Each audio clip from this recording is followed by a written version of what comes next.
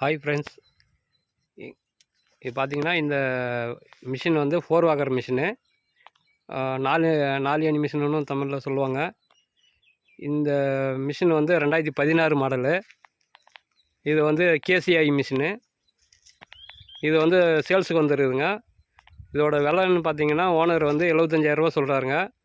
நேரில் வந்து பேசுனீங்கன்னா குறைச்சி பேசிக்கலாம்னு சொல்கிறாருங்க.